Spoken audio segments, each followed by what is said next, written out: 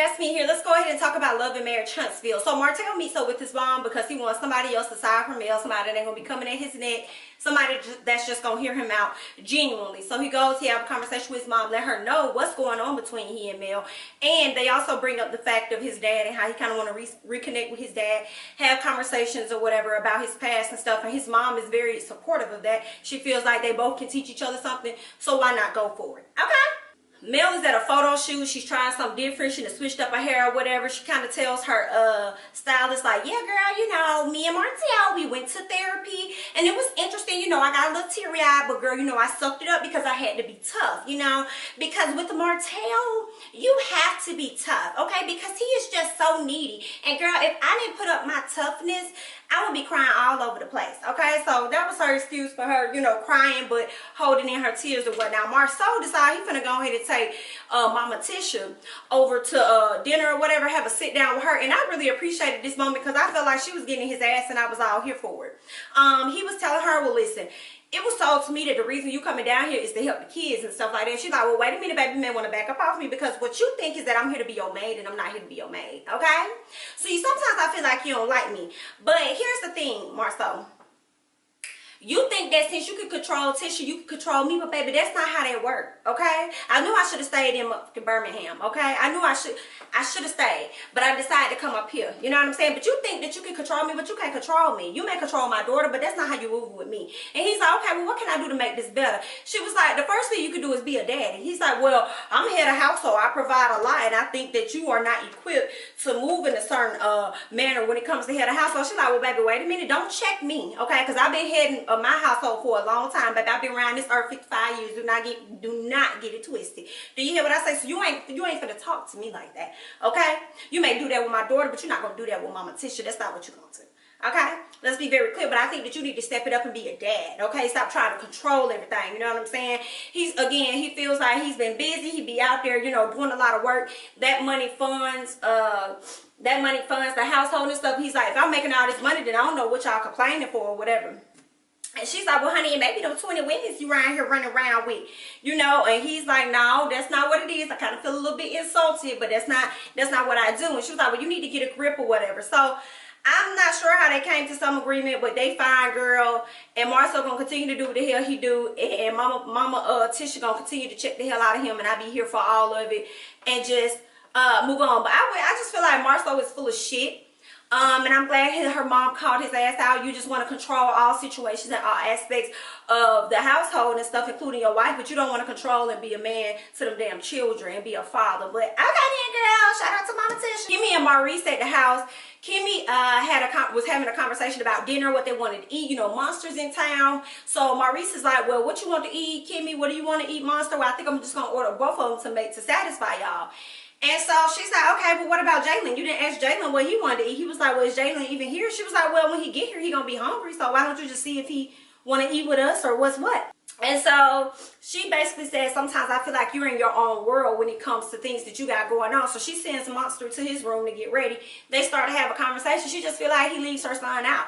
Like, and not just leave her son out, he leaves her out of decisions when it come down to Monster and the whole, everybody surrounding Monster. So he says, well, it sounds like what you're saying to me is that I need to check in with you before I make any decision, this and that. And she's like, you damn right you do. You need to consult with your wife, okay? And not just go out here and make decisions on your own as if it's only going to affect you, because it's not. Like, that's a problem. So then she brings up the whole issue with Kiowa and how I need an apology for all the stuff that she's done over the past 7 years. That's what I needed. And I talked to my sister. My sister said that, you know, it's your job to do this or that. And I completely agree. He always trying to tell Tisha what her job is. So Maurice, we need you to know what your job is. Your job is to support your wife, okay? Especially in a situation like this. So he was kind of taken back that she told her sister or whatever. And then he says, well, I do stick up for you.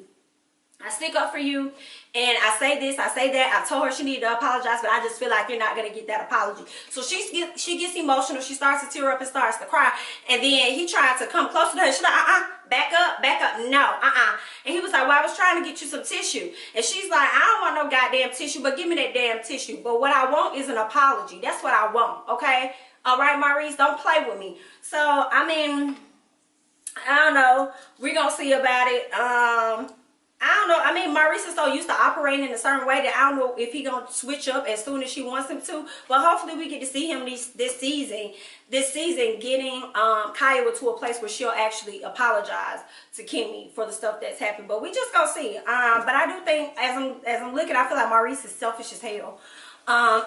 He don't take her feelings into consideration until after the fact, just like the situation that happened last week with not just Kaya and Monster or whatever, but with the situation that happened last week when they talked about the comeback group or whatever. So that's just my opinion, girl. Martell picks his dad up. They go out on the lake or whatever, fishing or whatever they gonna do. So they're having conversations. Martell just tell his dad, like, listen, you missed out on a whole lot that went on in my life. I just want you to know that right now. You missed out on a whole lot. But I would like to know, like, why were you locked up so long? Like, what all did you do to get locked up 22 years? And his dad was like, I ain't do a whole lot of nothing. I only sold some weed. You know what I'm saying? I just sold a little something. They just slammed it down on me for 22 years. So Martell was really taken back from that, like, shocked. Like, wow, like, really, that's all you did? Like, that's all you did to get locked up? And I just found it interesting that they're just now having that conversation, even though they showed photos of how Martell and his sister would go and visit his dad and stuff. And I know his dad had been out for a while. I just found it interesting that they're just now having that conversation, and he's just now opening up, you know, wanted to connect, I guess, in that way with his dad, and his dad vice versa. So that, for me, I feel like that really shows a grudge that he was holding against his dad for a long time. So now he's letting that guard down. So, okay, it was a cute moment to see them reconnect, and hopefully their relationship continues to prosper from that point. So Kimmi has an event where she's giving away all of these toiletries to different women and things like that. So it's not a lot of people there. She got this big old field. She was expecting the field to be kind of filled up. But I just feel like, listen, at the end of the day, you plan something, you had a decent turnout. It may not have been as big as you wanted it to be, but you did a great job. And I'm sure the people that missed out this year are going to want to make sure they're there next year. So Mel and Martell finally arrived. They get there. Kimmi walks up like, hey, y'all. You know, she speaks. She was like, y'all, we almost done. And I'm over here like, BIT, you need to be glad that they came, you know. But she said she was grateful that they came because Martell was like, I had to work. She was like, I had to work too, so what I got to do with anything? You didn't even know if they was coming at first, Kimmi. You didn't even know. You know what I'm saying? So for them to just pop up whatever time they did give you, you should have been happy. She said she was. So, okay then, girl. Tisha couldn't make it. Mel mentioned that. She was like, girl, I don't even know why Tisha ain't here. Where she at? And Kimmi decided to kind of take up for her and just say, well, girl, I just feel like she's been going through a lot. She's been doing a lot. She's been busy or whatever. So it's understandable or whatever. And Mel was just like, well, BIT, the way she'll show up for my stuff, that's quite what I expect from her. So it is what it is then, girl. So then Martell and Mel both said that they think that Kimmi's event would have been better if it was the focal point of, if the comeback group was the focal point of the event. And that could have been true. You know, that could have been true. It probably would have been way better had she had, you know, the comeback group. But y'all don't need to say nothing now because y'all wasn't trying to do shit with the group. And then you want to show up to an event, and then you want to look at the event and then talk about, oh, it would have been great had we been there. Well, what the hell she supposed to do when y'all niggas ain't trying to participate? Okay, so move on. Martell over there having a conversation with the guys and basically letting the guys know, like, listen, I done got my number changed, you know what I'm saying? I done switched some stuff up. But the issue is that I'm over here making moves, but Mel not making as many moves because she still has those text messages that old girl sent her a long time ago. And she likes to open them up and relive that moment over and over again. I don't know why she's not really moving on, but I mean, I get it. You know, I put her through a whole lot, but at some point, you know, they got to get to a place where they're going to move on. And I think that's true. I feel like, Melanie, you need to make a decision on either you're gonna do this or you're not gonna do this. Stop holding that shit over his head. You still got this man in the house, you pregnant by him, whatever. Like, girl, what you finna do? Okay, stop bringing it. If you trying to move forward, stop bringing that bullshit up and you figure out how to move forward, because at some point y'all have to, like, that shit gonna have to be cut off. And you can't, like, I mean, the shit happened, acknowledge that the shit happened, whatever, what we finna do moving forward to fix, because obviously I'm not going nowhere. Okay, so get that shit together, girl. Okay. So they have a meeting with the comeback group, but before they had a meeting, Martell was telling Mel, like, listen, you know what I'm saying, like, if everybody wants to dissolve the group, we're gonna dissolve the group. But if they don't want to dissolve the group, then shit, we just gonna let them have it. So everybody come in, they sit down, had a meeting, everybody conversing, giving their points of view. Tisha is strongly, but Kimmi is strongly advocating for the comeback group because she wants to see it work. She really wants to see it. She believes in it. She's really advocating. Everybody says their piece. Martell steps outside with Melanie, basically to let her know, like, listen, I'm trying to do this. You know what I'm saying? She's like, oh, you easily persuaded, so you want to change your thoughts? You want to move differently? So Mel feels as though though she see Hope and Hope helping out Combat Group, but she don't see Combat Group being a benefit for Hope and Hope. And I'm just looking at it like, well, you just never know when y'all come together. Whenever Combat Group has some events that Hope and Hope doesn't have or whatever, put both of y'all names on it. Everybody put their name, like when you do the backdrop or whatever, like it doesn't just have to be the Combat Group. It could be Combat Group, Hope and Hope, Marceau and whatever. Like, I mean, there's a way around it. So, but Mel is just kind of getting on my nerves because I don't understand. Like, it's like she don't want to be a part of it. She really don't want nobody to do nothing with it. Then what? And then she want to take the situation of the Combat Group and make it a personal thing when y'all talking about business, and then want to say, well, I don't know what we're even gonna do as far as you and I, and da. That's about y'all. At the end of that's two personal things. Like, that's on y'all too.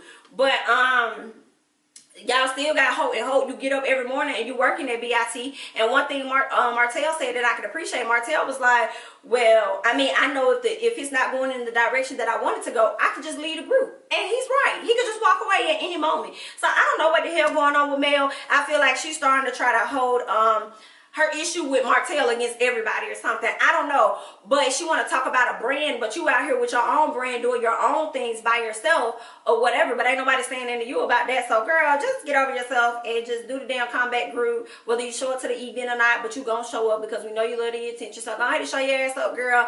And then move on about your business, honey.